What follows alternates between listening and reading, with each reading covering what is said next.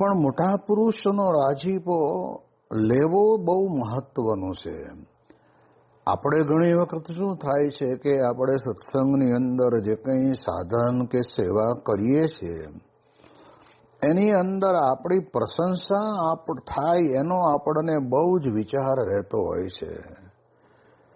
પણ એને બદલે સામાન્ય સેવા કરે પણ મોટા પુરુષનો રાજીપો લેવો એ બહુ જરૂરનું છે.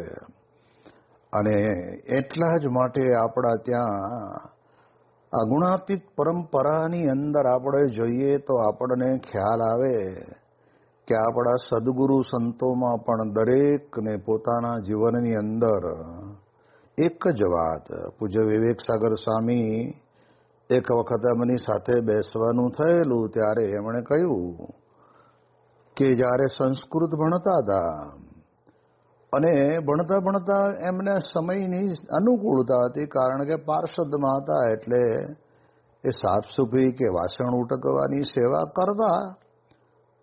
સમય મળે એટલે લાવો એમ કે આપણે થોડુંક સંગીત પણ શીખીએ કે જેથી કરીને આપણે સત્સંગની અંદર આપણને પોતાને કથા વાર્તામાં કામની અંદર આવે. એમ વિચારીને હાર્મોનિયમની ઉપર સારેગમ પદ નિશાની એ શરૂઆત એક દાડો કરીએ છીએ. પછી વિચાર આવ્યો કે બાપાને વાત કરું, કારણ કે હું મારી મહેનતથી કરીશ, મને શીખવાડનારા શીખવાડશે, પણ એમાં જો બાપાના આશીર્વાદ ભળે ને તો મારે જરૂર એની અંદર આગળ વધી શકાય. એટલે બાપાને વાત કરી કે બાપા આ પ્રમાણે હાર્મોનિયમ અને સંગીતની શીખવાનું માટે વિચાર કર્યો છે. સ્વામી કે ગુરુ તમારે સંસ્કૃત સિવાય બીજું કાંઈ કરવાનું નહીં, તમે હાર્મોનિયમ ક્યાં વળી પકડ્યું? અને ત્યારે તે વખતે વિવેક સાગર સ્વામીએ વિચાર કર્યો કે હું ઘરેથી મા બાપની રજા લઈને અને આટલો ટેક્સટાઇલ એન્જિનિયર બનીને યોગીજી મહારાજે મને કહ્યું કે અમારે તમને બનાવવા છે અને અમને દીક્ષા આપી છે, તો હું આવ્યો છું, કંઈ હાર્મોનિયમ શીખવા તો આવ્યો નથી. પણ જો ઘણી વખત વિચારને પામ્યા ન હોય ને તો એમ કે બાપા શા માટે ના પાડતા હશે? એટલે એક વખત આપણે પૂછીએ, પછી વળી બે ચાર દાડા થાય, પછી ફરી પાછા પૂછીએ અને આપણે કંઈક બાપા આશીર્વાદ આપો ને સત્સંગમાં કામમાં આવશે. એવો એક પણ વિચાર એમને અંતરની અંદર આવ્યો નથી. એ તો વાત બરાબર, પણ એ વિચારને સંપૂર્ણપણે ટાળી નાખ્યો. અને તે વખતે બોલ્યા કે આપણે સાધુ હાર્મોનિયમ શીખવા નહોતા થયા, આપણે તો યોગીજી મહારાજને રાજી કરવા માટે સાધુ થયા હતા. અને મોટા પુરુષનો રાજીપો થાય અને આપણા એ જે નવયોગેશ્વરોની અંદર અત્યારે જે 6 સદગુરુ સંતો છે એ બધાના જીવનની અંદર આપણે જોઈએ છીએ ને આપણને દેખાય છે કે એમણે પોતે મોટા પુરુષના રાજીપાનો જ વિચાર કર્યો છે, બીજો કોઈ વિચાર કર્યો નથી.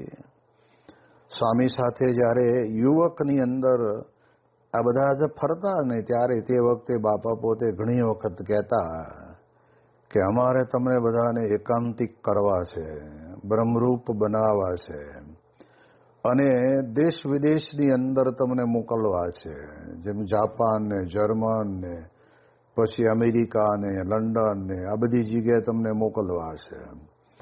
ત્યારે પૂજ્ય ડૉક્ટર સ્વામી અને વિવેક સાગર સ્વામી એ બધા એ વખતે બધે યુવાનીમાં, એટલે તે વખતે અંદર અંદર વાતો કરતા કે બાપા કહે છે એટલે આપણે તો જો આ જમરાળામાં ફરીએ એ જર્મની અને રોયશાળામાં ફરીએ એ રોડેશિયા ને રશિયા ને આવી રીતે ગમ્મતમાં બોલતા. પણ મોટા પુરુષ જે એમણે ધાર્યું હોય, જે વિચાર્યું હોય એ આજે ડૉક્ટર સ્વામી કે અમારી કલ્પનામાં નથી આવતું. અને એ બધા જ દેશોની અંદર પોતે વિચરણ કરે છે અને કરી આવ્યા છે. માટે આપણે વિચારવાનું તો એ સદગુરુ સંતોના જીવનની અંદર એક વિચાર રાજીપાનો જે કંઈ ક્રિયા કરીએ ક્રિયા સામાન્ય.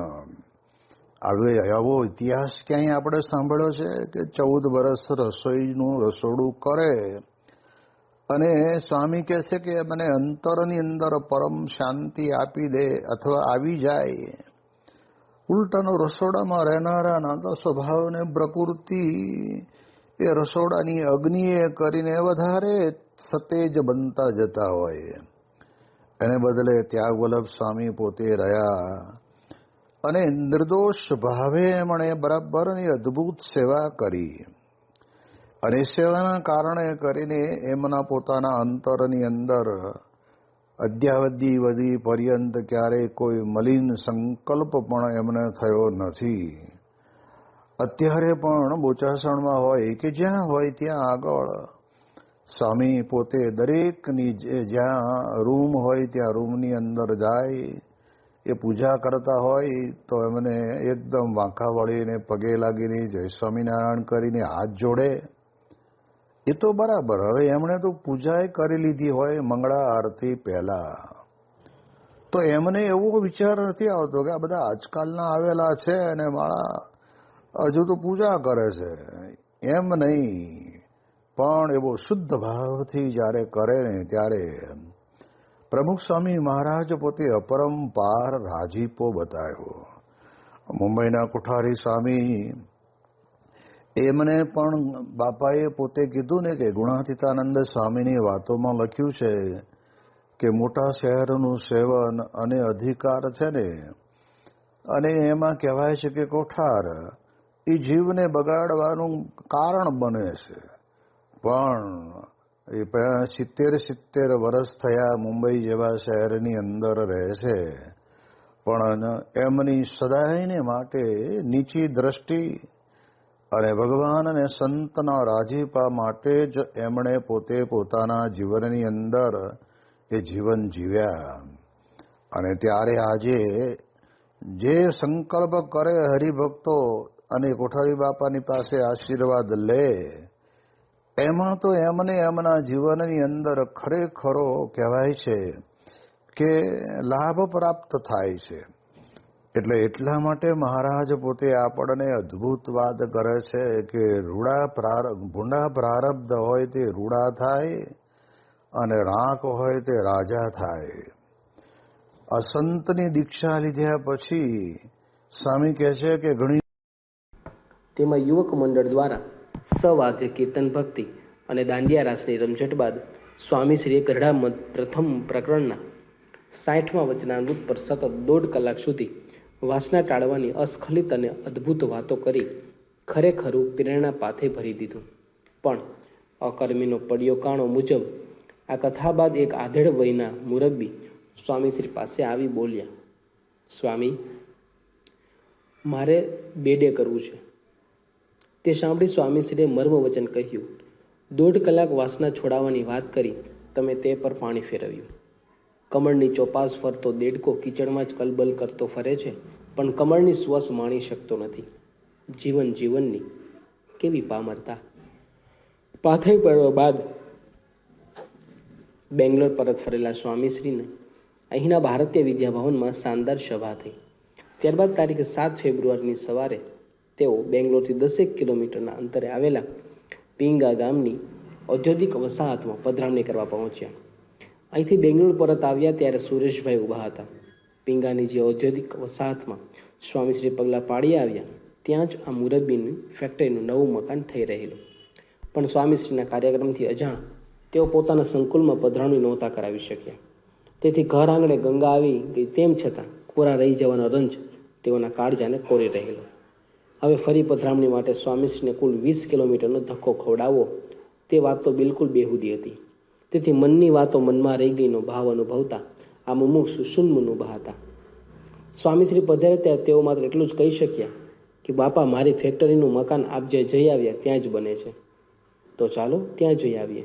તે હરિભક્તનું મન વાંચતા સ્વામીશ્રી બોલ્યા. ફરીવાર થનારો ધક્કો સ્વામીશ્રીના ભોજન આરામને સમીને ઠેલ મારે તેમ હતો. છતાં તેઓ પધરામણી કરીને આવ્યા હોવાથી માથે ધારણ કરેલી પાઘ એમ જ રહેવા દીધી અને પાછા એ જ સ્થળે પધરામણી માટે નીકળી ગયા. હા, આ વખતે પાગ પર છોગાની જેમ તેઓની ભક્ત વત્સલતા ફરફરી રહી. જ્યારે તેઓ પુનઃ પીંગા પધાર્યા ત્યારે પેલા ભક્તનું મન પૂંગી વગાડતા ગાઈ રહ્યું, મારા મનની પૂરી હામ કૃતાર્થ કીધી. તારીખ 7 ફેબ્રુઆરીની સાંજે રાજાજી નગરના શ્રી વિદ્યા ગણપતિ મંદિરમાં ગુજરાતી સમાજ તરફથી યોજાયેલી જાહેર સભામાં લાભ આપી સ્વામીશ્રી હવે ટીપુતર જવા વિદાય લેવાના હતા. તેથી હરિભક્તો અમૃતધારાનો છેલ્લો ઘૂંટડો ભરવા આતુર હતા. ભક્તોની આ ભીડમાં મુસ્લિમ યુવાન જાવેદ પણ સામેલ હતો. 2 દિવસ પહેલા સ્વામીશ્રી મુસ્લિમ બિરાદરના ફાર્મ હાઉસમાં પધારેલા તેમનો તે નબીરો પોતાની વાડીમાં વિહરતા સ્વામીશ્રીની મૂર્તમાં આ યુવાનનું મન એ હદે ખોવાઈ ગયેલું કે તેણે એ જ દાડે સ્વામીશ્રીના વચને માંસાહાર તજી દીધેલો. પણ એટલાથી તેના મનને તસલ્લી થઈ નહોતી. સ્વામીશ્રીની સહજ સિદ્ધ સાધુતાની ફોરમ દરેકને શ્વાસમાં ઘૂંટવાનું મન થાય તેવી હતી. તેથી તે આજે સ્વામીશ્રીના હસ્તે કંઠી ધારણ કરવા દોડી આવેલો. પેલા મુસ્લિમ યુવકને આશીર્વાદ આપ્યા બાદ સૌ હરિભક્તો વારાફરતી હાર તોરા કરવા સ્વામીશ્રી પાસે આવવા લાગ્યા. પરંતુ માલિકો માલે તુજારોથી માંડીને મધ્યમ વર્ગીય માણસોની આ હરોળમાં પોતે કઈ રીતે બંધ બેસે તેમ નથી એ વિચારથી 2 વ્યક્તિઓ છેટે ઊભી રહેલી. એક હતો નોકર અને બીજો હતો ડ્રાઈવર. સ્વામીશ્રી જેઓના બંગલે રોકાયેલા તે યજમાનના આ બંને ચાકર. પરંતુ તેઓની ચાકરી સ્વામીશ્રી નજર બહાર ન રહી. સ્વામીશ્રીએ સામેથી જે બેયને પોતાની પાસે બોલાવી આશીર્વાદ આપ્યા. આ મમતા મેઘથી બંને નોકર ગદગદ થઈ ગયા અને સ્વામીશ્રીની વિદાય વધુ ભાવભીની બની રહી. તેથી રાત્રે 10 વાગ્યે તેઓ નીકળ્યા ત્યારે સૌના વરસી રહેલા આંખ અંતર ગાઈ રહ્યા, સાવરા ગુમાની તેરી પ્રીત અનોખી વે, પ્રીત કરત વાંકો પલક ન છોરત.